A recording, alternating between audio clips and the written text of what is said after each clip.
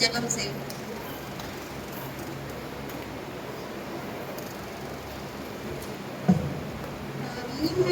நீங்க வச்ச பாசம் புரியல, நேசருமை நேசிக்க இந்த பாவிக்கு தெரியல. பாவி மேல நீங்க வச்ச பாசம் புரியல, நேசருமை நேசிக்க இந்த பாவிக்கு தெரியல. உதிரம் சிந்தி உசுர தந்து உண்மையான அன்பு, உடஞ்சி நொறுங்கி மண்டிட்டேன் இயேசுவுக்கு முன்பு. நான் உடஞ்சி நொறுங்கி மண்டிட்டேன் இயேசுவுக்கு முன்பு.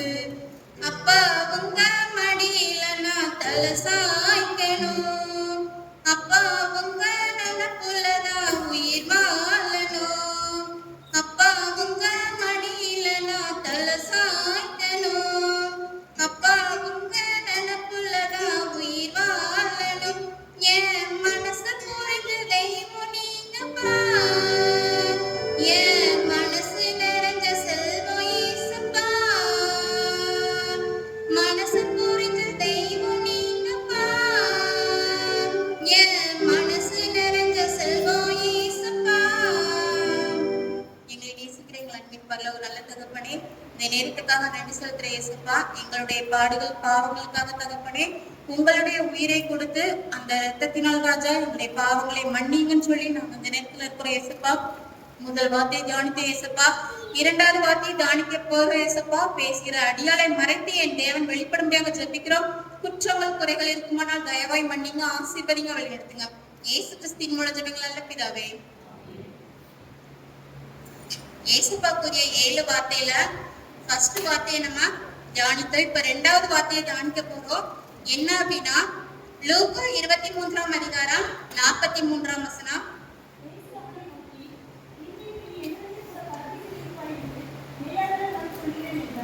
இயேசு அவனை நோக்கி, இன்றைக்கு நீ என்னுடனே கூட பரதீசில் இருப்பாய் என்று மெய்யாகவே உனக்கு சொல்கிறேன்னு சொல்லி சொல்றாரு. ஃபர்ஸ்ட் மன்னிப்புங்கிறத பார்த்தோம், 2வது பரதீசி. பரதீசி அப்படிங்கிறது என்னன்னு பார்த்தோம் அப்படின்னா ஒரு பரலோகம் சொல்லலாம், ஒரு ஏதேன் தோட்டம் சொல்லலாம், ஒரு அமைதலான இடம் சொல்லலாம். அந்த இடத்துக்கு நம்ம போனோம் அப்படின்னா சண்டை சச்சரவுகள் இல்ல, எனக்கு இந்த தேவை இருக்குன்ற ஒரு ஏக்கம் இருக்காது, ஒரு அமைதல் இருக்கும், ஒரு சந்தோஷம் இருக்கும், ஒரு சமாதானம் இருக்கும். மொத்தத்துல சொல்லணும்னா ஒரு நிம்மதியான இடம் தான் பரதேசி. அந்த பரதேசி பெற போகணும் அப்படின்னா நம்மளுக்குள்ள 2வது உள்ளது ரட்சிப்பு வேணும். ரட்சிப்பு அப்படின்னா என்ன அப்படின்னா கர்த்தருடைய கிருபை. நம்ம இப்ப பாவம் செய்யறோம், அந்த பாவத்துல இருந்து நம்ம மீண்டு வந்து ஏசப்பாட்ட கேட்கிறோம், ஏசப்பா என்ன மன்னிச்சிருங்கன்னு சொல்லி நம்ம அழுது ஜெபம் பண்ணும்போது அவர் மன்னிப்பு கொடுக்கிறாரு. வார்த்தைய அந்த மன்னிப்புல இருந்து 2வது கிடைக்கிறது தான் ரட்சிப்பு. அந்த ரட்சிப்பு பெற்றா எப்படி இருக்கும் அப்படின்னு சொல்லி யோசித்து பார்ப்போம். இப்ப ஒரு நிமிஷம் நம்ம ஏசப்பாவை சிலுவையில அறைந்ததை நம்ம கண் முன்ன வச்சு பார்ப்போம். ஏசப்பா நடுசுல சிலுவையில இருக்கிறாங்க, வலப்பக்கம் இடப்பக்கம் ஒவ்வொரு கல்லன் இருக்காங்க. அதுல வலப்புறம் உள்ள கல்லனும் இருக்காங்க, இடதுபுறத்துல இருக்காங்க. இப்போ ஒரு பேப்பர்ல நன்மை தீமைன்னு எழுதி வச்சிருக்காங்க. அதுல நம்ம எதை பார்ப்போம்? ஃபர்ஸ்ட் நன்மை என்ன இருக்குன்னு சொல்லி தான் பார்ப்போம். பார்த்துட்டு சரி கரெக்ட், அப்போ தீமையில என்ன இருக்குன்னு சொல்லி பார்த்துட்டு என்ன செய்வோம், அப்போ இது செஞ்சா பாவம், இது வேண்டாம்னு சொல்லி விலகி போயிடுவோம். அதே போல இப்ப வல பக்கத்துல உள்ள கல்ல என்ன செஞ்சாங்க, இடது பக்கத்துல உள்ள கல்ல என்ன செஞ்சாங்க, எப்படி இருந்தாங்கன்னு சொல்லி யோசித்து பார்த்துட்டு நம்ம வல பக்கத்துல உள்ளவங்களா இருக்கிறோமா இடது பக்கத்துல உள்ளவங்களா இருக்கிறோமான்னு சொல்லி நம்ம யோசித்து பார்ப்போம். வலது பக்கத்துல உள்ள கல்ல என்ன செஞ்சாங்க, ஃபர்ஸ்ட் ஏசப்பாட்ட மன்னிப்பு கேட்கிறாங்க. என்னன்னா தன்னோட பாவத்தை எல்லாம் அவங்க அறிக்கை செய்யறாங்க. ஏசப்பா நான் அறிக்கை தருவாயில இருக்கேன், நான் செஞ்ச பாவத்துக்காக தான் இப்போ சிலுவையில நானும் அடிக்கப்பட்டிருக்கேன். ஏசப்பா என்னுடைய பாவத்தை மன்னிங்க ஏசப்பா அப்படின்னு சொல்லி அந்த கல்லன் கேட்கும் போது ஏசப்பா என்ன செஞ்சுட்டாரு, ஒரு பதில் கொடுக்கிறாரு. என்ன பதில்னா, இன்னைக்கு நீ என்ன செய்வ, என்னோட பரதேசில் இருப்பான்னு சொல்லி அந்த மன்னிப்பு அவருக்கு கொடுக்கிறாரு. அந்த பரதேசி பிறந்ததுக்கு அந்த கல்லனுக்கு என்ன வேணும், ரட்சிப்பு வேணும். அந்த ரட்சிப்பு என்ன செஞ்சு அந்த கல்லனுக்கு இருந்தது. நம்ம செத்து போயிட்டா நரகத்துக்கு தான் போவோம், இந்த வருடம் நம்ம ரட்சிப்பை பெற்றாதான் அழியாத வாழ்க்கைக்கு நம்ம செல்ல முடியும், அந்த பரலோகத்துக்கு செல்ல முடியுங்கிறத அந்த கல்லன் என்ன செஞ்சான், ஏற்றுக்கொண்ட ஆண்டவர்கிட்ட கிருபையை வாங்குறான். அவன்கிட்ட செஞ்ச பாவத்தை எல்லாத்தையும் சொல்லி ஆண்டவர்கிட்ட மன்னிப்பு கேட்கிறான். அவன் என்ன பண்ணான், தேவனுக்கு ஃபர்ஸ்ட் பயப்பட்டான். நான் செஞ்ச பாவத்தெல்லாம் மன்னிங்க. நீங்க ஒரு உண்மையுள்ள தேவன் தான், எந்த ஒரு பாவமும் செய்யல, எந்த ஒரு அக்கிரமும் செய்யலாம், ஆனா நாங்க செஞ்சதுக்காக தான் நீங்க அடிக்கப்படுறீங்கன்னு சொல்லி தேவனுக்குள்ள ஒரு பயத்தை இருந்துச்சு. ரெண்டாவது, நான் செஞ்ச பாவத்துக்காக தான் நீங்க தண்டனையில நிக்கிறேன்னு சொல்லி ஒரு நியாயப்படியானதான் இந்த தண்டனையை நான் ஏத்துக்கிறேன் அப்படின்னு சொல்லி உணர்றாங்க. மூணாவது என்ன அப்படின்னா, அவங்க வந்து ஏசப்பாவை மாம்ச கண்ணால பார்க்கல, ஆவின் கண்ணுனாலதான் ஏசப்பாவை பாக்குறாங்க. அதனாலதான் இந்த கல்லனுக்கு கிருபை கிடைச்சிச்சு. வல பக்கத்துல உள்ள கல்லனுக்கு. இடது பக்கத்துல உள்ள கல்ல என்ன பண்ணாங்க, ஏசப்பாவுக்கு பயப்படவே இல்லை. தன்னை தண்டனை இருக்குது, அவங்க சிலுவையில் இருக்காங்க, அப்பவும் அந்த தண்டனைன்னு சொல்லி அவங்க உணரவே இல்லை. ஏசப்பாவை விசுவாசிக்கவே இல்லை. இவர் செத்து போயிடுவாரு, ஆனா 3ஆம் நாள் உயிரோடு வருவாருங்கிறது விசுவாசம் அவருக்குள்ள இல்ல. ஏசப்பாவை என்ன செய்யலாம், ஆவின் கண்ணால அவங்க உணரல, மாம்ச கண்ணாலதான் உணர்ந்தாங்க. அதனால அவங்களுக்கு என்ன தப்பு, என்ன தண்டனை தான் இதனாலதான் இருக்கோங்கிறத உணர்வு அவங்களுக்கு இல்ல. இப்ப 2 வாலிப பசங்க இருக்கிறாங்க. நல்ல பையன், ஒரு பையன். யாருக்குமே அவனோட பேர் சொன்னா இவனா நல்ல பையன், அவன் மேல எந்த தப்புமே சொல்ல முடியாது அப்படிங்கிற அளவுக்கு அந்த ஊர்ல நல்ல பேர் எடுத்து வச்சிருக்கான். ஆனா விளையாட போற இடத்துல சின்ன சண்டைகள் வந்துச்சு, வாக்குவாதம் போய் அடிப்படி பிரச்சனையில போய் என்ன பண்ணிட்டான், ஒருத்தனை அடிக்கும் போது அவன் செத்து போயிடான். போலீஸ் வந்து கூட்டிட்டு போயிடாங்க. கூட்டிட்டு போய் அவனுக்கு மரண தண்டனை கொடுக்கணும்னு சொல்லிட்டு சர்ஜி வாக்குமூலம் விட்டாங்க. கூட்டிட்டு போய் வச்சிருக்காங்க, ஜெயில இருக்கிறான். அப்போ ஒரு நாள் என்ன பண்ணாங்க, எல்லாரும் ஊர்ல யோசிச்சு பார்த்தாங்க, அந்த பையன் நல்ல பையனா, அவனுடைய வாழ்வு முடிய போதுன்னு சொல்லி அவனுக்காக என்ன செஞ்சாங்க, கவலைப்பட்டாங்க. நம்ம என்ன பண்ணலாம், பெரிய அதிகாரிகள்கிட்ட போய் பேசி அவனுக்கு ஒரு வாழ்வு கொடுக்கலாம், அந்த தண்டனையில இருந்து அவனை மீட்டுட்டு வரலாம்னு சொல்லி அவங்க எல்லாம் கலந்து ஆலோசித்து மேல போய் கவர்னர்கிட்ட பேசி என்ன பண்றாங்க, ஒரு மாற்றத்தை கொடுக்கலாம்னு சொல்லி போனாங்க.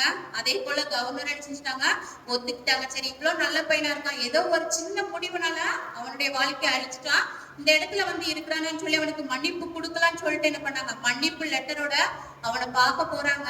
ஆனா அந்த பையன் என்ன பண்ணல, இவரை பேசுறதை ஏற்றுக்கொள்ளவே இல்லை. வெளியில போ, வெளியில போ, வெளியில போ, இதேதான் சொல்றாரு, சொல்லிட்டே இருக்காரு. அவரும் பேச எவ்வளவு முயற்சி பண்ணி பார்க்கறாரு, முடியல. கையில இருந்த லெட்டரை கிழிச்சு போட்டு அவர் போயிட்டாரு. அதுக்கப்புறம் ஒரு சிறைச்சாலை காவலர் போய் கேட்டாரா, உன்னை பார்க்க கவர்னரையா வந்தாங்களே, என்ன பேசினாங்க உன்ட்ட அப்படின்னு சொல்லி கேட்கும்போது அவன் யோசித்து பார்த்தான், ஐயோ அது கவர்னரா வந்தார், நான் வேற யாரோ வந்திருக்காங்கன்னு சொல்லி திட்டி அனுப்பிட்டேன் அப்படின்னு சொல்லி அந்த பேப்பர், கிழிஞ்ச பேப்பரை எடுத்து ஒட்டி வச்சு பார்த்தானா, உனக்கு மன்னிப்பு வழங்கப்பட்டது, மரண தண்டனை உனக்கு இல்லைன்னு சொல்லி எழுதிருச்சான். அழுதானா, அழுதைக்கு அப்புறம் ஒண்ணுமே பிரயோஜனம் இல்லாம போச்சு. அவனுக்கு குறிக்கப்பட்ட நாளில மரண தண்டனை கொடுத்தாங்களாம். இன்னைக்கு அதே போல கிருபையை ஏசப்பா நம்மளுக்கு கொடுத்துட்டேதான் இருக்காங்க. ஏன்னா காக்காவை கொண்டு கூட ஏசப்பா செஞ்சாங்க, போஷித்து வழித்து நடத்தினாங்க. நம்மளுக்கு அவங்கதான் வந்து செய்வாங்கிறது இல்ல, யார் மூலமாவோ இருந்து செய்யலாம். நமக்கு தேவையில்லாம அவங்கள வேணாம்னு சொல்லி ஒதுக்கி வச்சிருப்போம், அவங்க மூலமா என்ன செய்யலாம், ஏசப்பா நம்மளுக்கு உதவி செய்யலாம், அந்த கிருபையை கொடுக்கலாம். நம்ம யோசிச்சு பார்த்து அந்த கிருபையை பெற்றுக்கொண்டோம் அப்படின்னா ரட்சிப்புங்கிறது நமக்குள்ள கிடக்கும். யோசித்து பார்ப்போம், நம்ம வலப்புறம் உள்ள கல்லணை போல இருக்கிறோமா, இடதுபுறம் உள்ள கல்லணை போல இருக்கிறோமான்னு யோசித்து பார்த்து நம்மளே நாம ஆராய்ச்சி செய்வோம். இதுல கர்த்தர் ஒரு 3 ரட்சிப்பை குறித்து பேசுறாரு, அது என்னன்னு சொல்லி பார்க்கலாம். யோவான் 14ஆம் அதிகாரம் 3ஆம் வசனம்.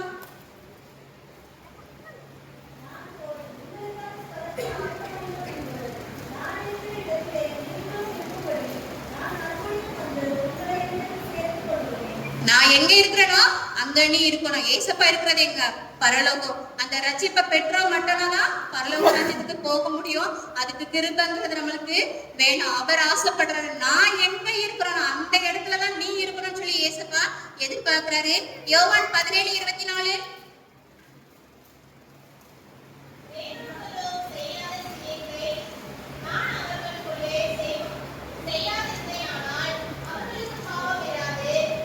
யோவான் 17:24.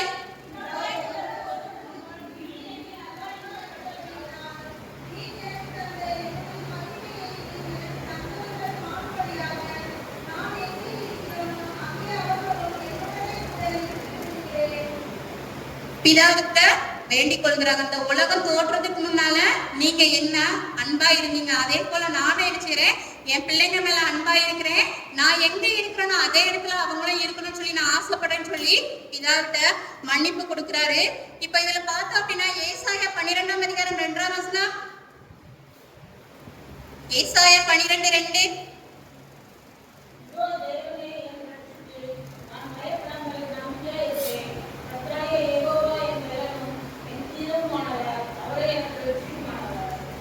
இதோ தேவன் என் ரட்சிப்பு, நான் பயப்படாமல் நம்பிக்கையாய் இருப்பேன். கர்த்தராகிய யெகோவா என் பலனும் என் கீதமானவர், அவரே எனக்கு ரட்சிப்புமானவர். இதுல என்ன பார்க்கும் அப்படின்னா, கர்த்தர் தான் ரட்சிப்பு. ரட்சிப்பு வேற எங்க இருந்து கிடைக்க போறது இல்ல.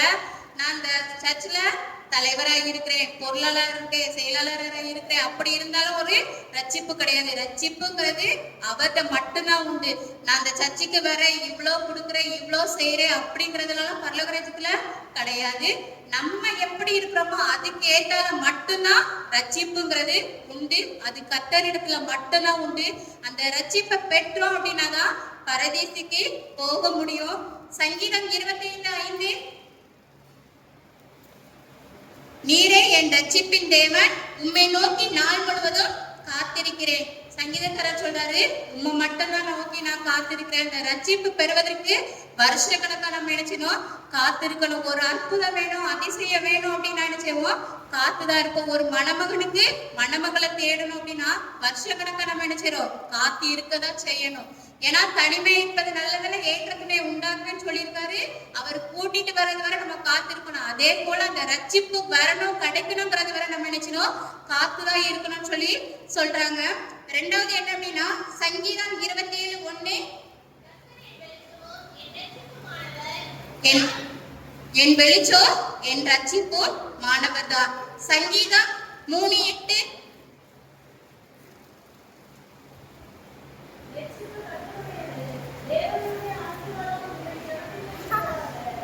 தேவனுடைய ஆசீர்வாதம் ஜனத்தின் மேல் இருப்பதாக. எப்படி இருக்கும்? இந்த ரட்சிப்பு, கர்த்தருடைய ரட்சிப்பு நம்ம மேல இருந்தா மட்டும் என்ன செய்யும்? தேவனுடைய ஆசீர்வாதம் இருக்கும். ஃபர்ஸ்ட் ரட்சிப்புனாலே கர்த்தர் தான்ங்கறத பார்த்தோம். ரெண்டாவது கர்த்தரால் ரட்சிப்புன்னு பார்க்க போறோம். அப்போஸ்தலர் 4:12.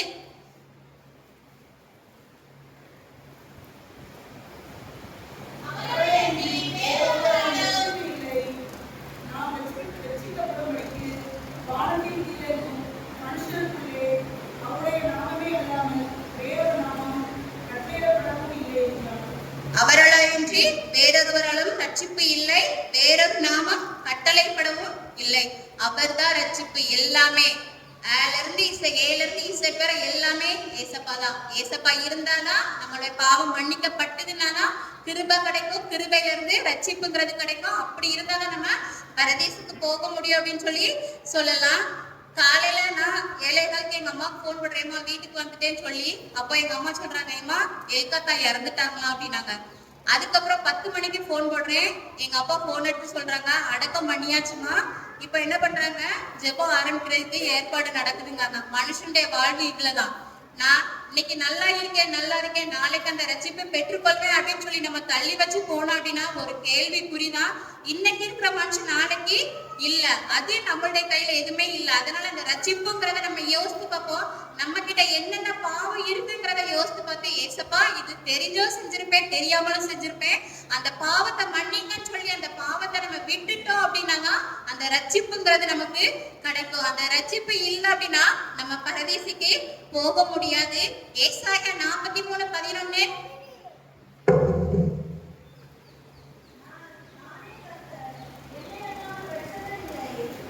நானே கர்த்தர், என்னை அல்லாமல் ரட்சகர் யாரும் இல்லை. அந்த ரட்சகத்தை மட்டும்தான் ரட்சிப்பு நமக்கு கிடைக்கும். நம்ம எவ்வளவு வசதியா இருந்தாலும் இதை வச்சு பரலோகம் போயிடலாம்னு சொல்லி நம்மளுக்கு ஒரு இருந்துச்சுன்னா இன்னைக்கு அதை தெரிஞ்சுக்கோங்க. எத்தனை வருஷமா நம்ம நினைச்சிடும் வருஷம் இந்த 7 வார்த்தையை தியானிச்சுட்டே தான் இருக்கோம். போன வருஷத்துக்கு இந்த வருஷம் நம்மளுடைய வாழ்க்கை எப்படி இருக்கிறது அப்படின்னு சொல்லி யோசித்து பார்ப்போம். இந்த ரட்சிப்பு அவர்கிட்ட மட்டும்தான் இருக்குது. அவர்கிட்ட நம்ம பெற்றுக்கொள்வதற்கு எப்படிப்பட்ட கல்லன் போல இருக்கிறோம், வலப்புறத்துல இருக்குமா இடதுபுறத்துல இருக்கிறோமான்னு சொல்லி யோசித்து பார்ப்போம். இடதுபுறத்துல இருந்தோம் அப்படின்னா இப்ப நம்ம ஏசப்பட்ட சொல்லுவோம், ஏசப்பா நான் என்னுடைய பாவத்தெல்லாம் மன்னிச்சு உங்களுடைய நியாய தீர்ப்பு நாள்ல என்ன நினைவு கூறுங்க ஏசப்பான்னு சொல்லி ஒப்பு கொடுத்தோம் அப்படின்னா கண்டிப்பா நம்மளுக்கு மன்னிப்பு உண்டு, ரட்சிப்பு உண்டு. சங்கீதம் 62:1.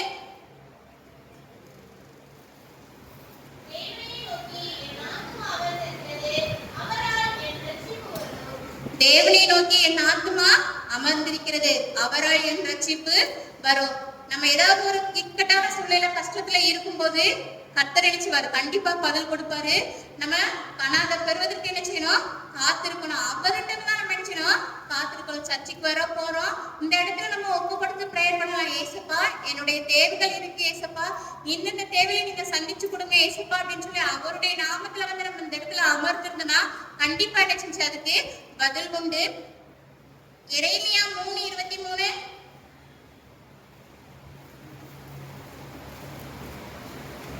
எரேமியா 3:23.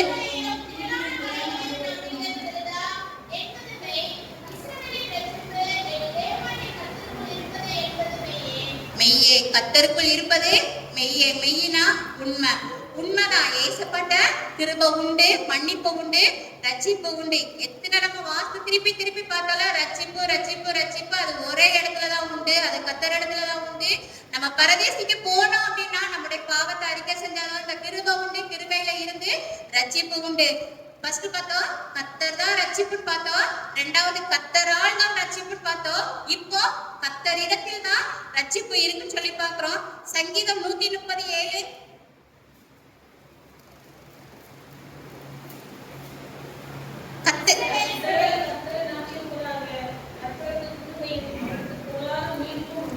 கர்த்தரிடத்துல கிருபையும் உண்டு, திரளான மீட்பும் உண்டு. மீட்புனா ஒரு பாவத்துல இருந்து நம்ம பாவ அறிக்கை செய்யும் போது அதுல இருந்து என்ன செய்வாங்க? நம்மள மீட்டு எடுப்பாங்க. திரளான மீட்பு உண்டுன்னு சொல்லி இதுல பாக்குறோம். லூக்கா 19:9-10. லூக்கா 19.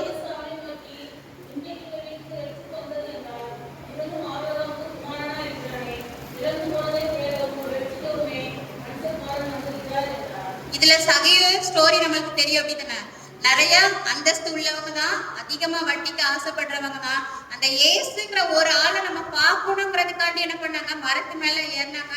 அந்த இடத்துல போய் ஏசப்பா சொன்னாங்க, சகையோ நீ இறங்கி வா, நான் உன் வீட்டுக்கு வரேன். இன்னைக்கு இந்த வீட்டுக்கு ரட்சிப்பு வந்து சொன்ன ஒரே வார்த்தையினால என்ன செஞ்சாங்க? அவங்களுடைய பாவங்களை அறிக்கையிட்டு ஏசப்பா வார்த்தைக்கு கீழ்ப்படிஞ்சாங்க. அதே போல அந்த ரட்சிப்பு வேணும் அப்படின்னா நம்ம சகையை போல இருந்திருந்தோம் அப்படின்னா இன்னைக்கு ஏசப்பா வாண்ட சொல்றாங்க, நீ உன்னோட பாவத்தை அறிக்கை செய்ய, உனக்கு ரட்சிப்பு வந்தது, உன் வீட்டுக்கு ரட்சிப்பு வந்தது, உன் மனசாட்சிக்கு ரட்சிப்பு வந்ததுன்னு சொல்லி ஏசப்பா சொல்றாங்க. அந்த ரட்சிப்பை பெற்றுக்கொள்வதற்கு நம்ம தீர்மானமா இருக்கோம். அதுக்கப்புறம் என்ன அப்படின்னா சங்கீதம் 62:7.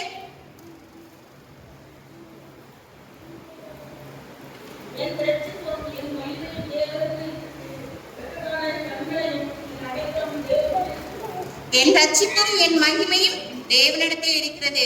எல்லாமே தேவன் தான். அந்த தேவனை நம்பி வந்தோம்னா கைவிட மாட்டாரு. அதனால நம்ம யோசித்து பார்ப்போம். ஏசப்பா ரெண்டாவது வார்த்தை கூடது ரட்சிப்பு தான். ஏசப்பா, நான் ரட்சிப்பை பெற்றுக்கொள்வதற்கு என்கிட்ட என்னென்ன தடையா இருக்குன்னு சொல்லி நம்ம யோசித்து பார்ப்போம். யோசித்து பார்த்துட்டு இது தேவனுக்கு பிரியல்லாத வார்த்தை நம்ம செஞ்சுட்டு இருக்கோம் அப்படின்னா அந்த இக்கட்ல இருந்து நம்ம தூரம் போய் நீக்கி போட்டு ஆண்டவருக்கு பிரியமான வழியில நம்ம நடந்தோம் அப்படின்னா நம்மளுக்கு கண்டிப்பா ரட்சிப்புங்கிறது உண்டு. இது நம்மளுக்கு ஒரு கடைசி நேரமா இருக்கிறது. ஏன்னா கடைசி காலத்துல நம்ம நினைச்சோம் வாழ்ந்துட்டே இருக்கிறோம். அந்த கடைசி நிலையில இன்னைக்கு யோசித்து பார்ப்போம். 7 வார்த்தைகள்ல மன்னிப்பு எங்களுக்கு நீங்க தந்துட்டீங்க ஏசப்பா, அந்த ரட்சிப்பை நான் பெற்றுக்கொள்வதற்கும் என்கிட்ட என்னென்ன தடைகள் இருக்குது, என் கைகளினால நான் பாவம் செய்யறேனா அந்த பாவத்தை மன்னிங்க ஏசப்பா, என் கால் தவறான பாதைக்கு போயிட்டே இருக்குதா அந்த பாவத்தை மன்னிங்க ஏசப்பா, என் சிந்தனை ஃபுல்லா தவறா இருக்குதா அதை மன்னிங்க ஏசப்பான்னு சொல்லி நம்ம மன்னிப்பு ஒப்பு கொடுத்தோம் அப்படின்னா ரட்சிப்பு கண்டிப்பா உண்டு. அந்த தண்டனையை இன்னைக்கு நம்ம பெற்றுக்கொண்டா என் பிள்ளை தாங்கிக்க மாட்டான்னு சொல்லிதான் இருந்துச்சு. நம்மளுடைய பாவத்துக்காக தான் அவர் சிலுவையில ரத்தம் சிந்தினாரு. ஒரு சின்ன முள்ளு குத்திச்சுனால நம்மள என்ன செய்ய முடியும்? தாங்கிக்க முடியாது. அந்த வலி வேதனைனால நம்ம கஷ்டப்படுவோம். அதை அவர் உணர்ந்தார். என் பிள்ளைக்கு இப்படி ஒரு தண்டனை வந்துச்சுன்னா அவ தாங்கிக்க மாட்டா. தலையில முள்முடி சுட்டினா தாங்கிக்க மாட்டா. கைகளில கால்களில் ஆணி அடிக்கப்பட்டா தாங்கிக்க மாட்டா. மாறினால அடிச்சு அவ தாங்கிக்க மாட்டான்னு சொல்லி அவருக்கு தெரியும். அவருடைய ரத்தத்தை நம்மளுக்காக சிந்தினாங்க. அந்த ரத்த வீணாய் போகாதபடி இன்னைக்கு ஒப்பு கொடுப்போம். ஏசப்பா, என்னுடைய உச்சந்தலையில இருந்து உள்ளங்கால் வர செஞ்ச பாவத்தை அந்த பரிசுத்தமான ரத்தத்தினால கழுவுங்க ஏசப்பா. கழுவி எனக்கு ரட்சிப்பை தாங்க ஏசப்பா. அந்த பரதேசில நானும் இருக்கணும் ஏசப்பா, என்ன நினைவு கூறுங்க ஏசப்பான்னு சொல்லி நம்ம ஒப்பு கொடுப்போம். ஏசப்பா கண்டிப்பா என்ன செய்வாங்க, நியாய தீர்ப்பு நாள்ல நம்மளுக்கு பரதேசில இடத்தை தருவாங்க. ஜெபம் செய்வோம். எங்களை நேசிக்கிற தேவனே, இந்த வார்த்தைக்காக உமக்கு நன்றி செலுத்துற ஏசப்பா. மன்னிப்பை அருளித தேவன் தகப்பனே, ரட்சிப்பை எங்களுக்கு தருவதற்கு தயாராக இருக்கீங்க ஏசப்பா. எல்லாமே நீங்க தான் ஏசப்பா. உம்மிடம் மட்டும்தான் ஏசப்பா ரட்சிப்பு உண்டு, வேற யாருடையும் இல்லைங்கிறத எங்களுக்கு உணர்த்திருக்கீங்க சாமி. அந்த ரட்சிப்பை பெற்றுக் கொள்வதற்கு தகுதிகளை எங்களுக்கு தாங்க ஏசப்பா. பாவங்களை தயவாய் மன்னிங்க. இனி எந்த ஒரு பாவம் செய்யாதபடி கர்த்தர் உணர்ந்தபடி ஜெபிக்கிற ஏசப்பா. கிருபை தாங்க, வழி நடத்துங்க. மீதியா இருக்க எல்லா வார்த்தைகளையும் கர்த்தர் எங்களுக்கு ஆசீர்வதித்து கொடுக்கும்படியாக ஜெபிக்கிறோம். கேட்டு வெறுமனாய் போகாதபடி எங்களுடைய வாழ்க்கைக்கு ஒரு அற்புதமாக அதிசயமாக மாற்றி கொடுக்க கர்த்தர் உதவி செய்யுங்க. இயேசு கிறிஸ்துவின் மூலம் ஜெபங்கள் நல்ல பிதாவே.